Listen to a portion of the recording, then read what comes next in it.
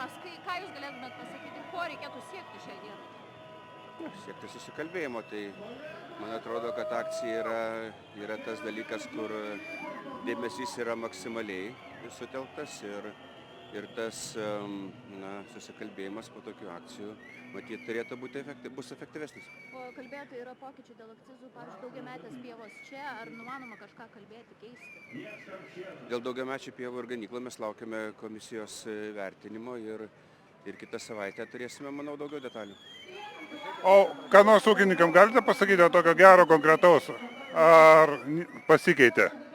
Tai daug kas pasikeitė, vėlgi žalias dizelinas, tvarka žalio dizelino naudojimo yra teikimas, kad grįžta taip, kaip ir buvo, ir dėl daugiamečių pievų ir ganyklų panašu, kad vienoks ar kitoks sprendimas bus. Tai yra tų gerų naujienų. O kaip vertina šitą procentą, kaip pilietis? Ne kaip ministras, kaip pilietis? Ne, tai procesas yra geras, iš tikrųjų, tai kaip ir sakau, tai yra sutelkta tiek dėmesio ir visa visuomenės dėmesys yra dabar ūkininkų problemose, tą reikia tinkamai išnaudoti. Ačiū. Mašinas irgi varyk. Tęsim laivą.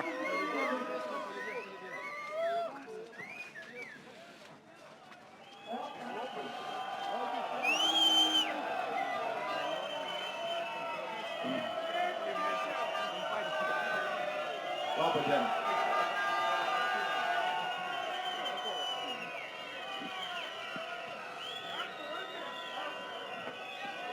Labą dieną, ministrė. Sveiki. Mes iš karto tiesiai šviesiai. Sako, jūs tik kad pažadus mokat dalinti, tai pradėkit konkrečiai kalbėti. Liaudės čia prašymas ir jie labai jūsų klausys. Tai labai gerai, kad klausimas yra, kuris pažadas yra neįgyvendintas, matyt. Tai kiekvienais atvejais reikia turėti labai konkrečius faktus ir situacijas, nes kad viskas blogai, matyt, taip niekada nebūna, kad visi pažadai būtų neįgyvendinti, matyt, nebūna. Keli dalykai, kuriuos man atrodo, yra svarbu paminėti. Tai rytoj prasideda svarbus procesas dėl būsimosios žemės ūkio ateities, koks žemės ūkis bus po 27 metų. Ir tai yra dalykas, kuriame jūs gyvensite, ir dalykas, kuris lems tos pačius pokyčius žemės ūkyje po šito laikotarpio. Tai, kad kai kurias situacijas paveldėjome ir turime, ir iš tikrųjų didžiausias jūsų skausmas ir mano tuo pačiu, kalbant apie daugiametės pievas ir ganyklas, yra tame, kad tai procesas yra nuo 14 metų, pasikeitė visa eilė ministrų. Ir klausimas, kodėl šios dienos gelbėtojai, pavardės jūs puikiai žinot, 17 metais, 18 metais nepamatė, kad šita bėda bus. Atsukti laiką yra daug sudėtingiau negu spręsti problemą, kada jinai atsiranda. Vakar buvau susitikęs su komisaru. Kitą savaitę gausime įvertinimą. Manau, kad sprendimas bus.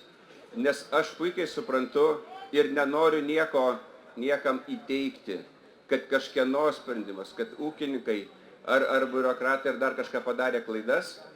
Man atrodo, yra svarbu, kad rasti sprendimus. Tai nėra vienašališkai, vienasmeniniai sprendimas, būtų paprasčiau, jeigu aš galėčiau tą padaryti, bet per jūsų palaikymą, kuris yra ir šiandieną, per teisės akto keitimą, manau, kad sprendimas bus. Tai žiūrėkit, ministras mūsų palaikymo laukia. Suteikim palaikymą.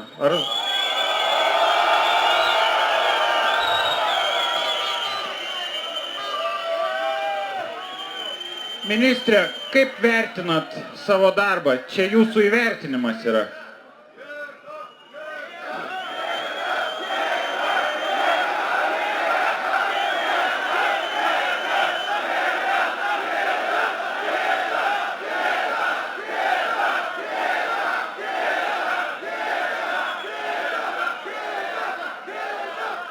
Ar man kalbėti ar švilpti, čia tikriausiai tas pats klausimas yra.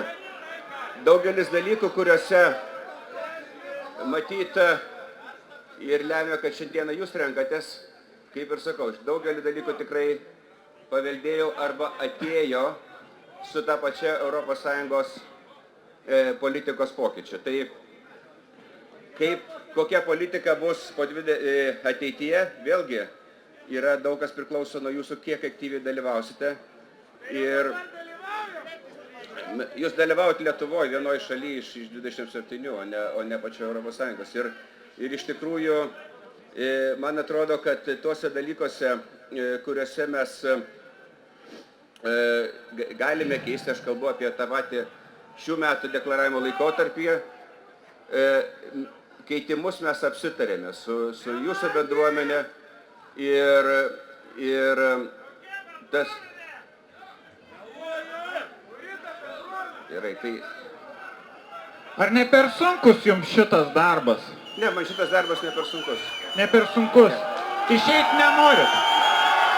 O ką jūs siūlote vietoj to?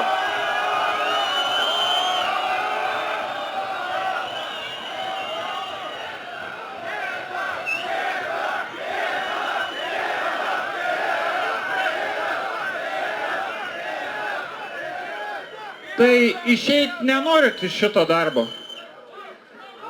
Baigsiu darbus ir išeisiu, taip.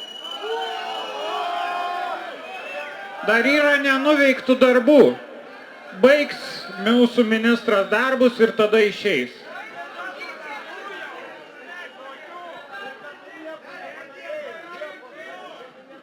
Tai paprastas klausimas. Ar atšauksit savo įsakymą, kuriuo visiems išsiuntinėjot grasinančius laiškus dėl daugiamečių pievų su sankcijom? Pirmiausia, ne aš išsiuntinėjau, o nacionalinė mokėjimo agentūra. Tai būkite tikslus klausdami klausimus. Jūsų įsakymų tas buvo išsiųsta? Ne mano įsakymų, o jeigu bus...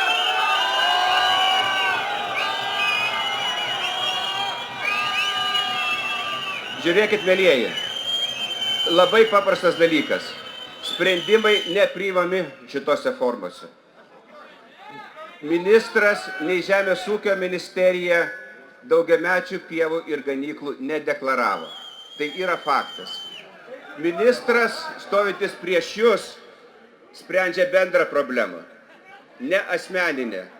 Ir sakyti, kad man dabar pažeisti europinę teisę, prisimti atsakomybę pažeisti europinę teisę, tai nėra sąžininga taip pat. Ką aš sakiau pradėdamas ir ką dar kartą kartoju.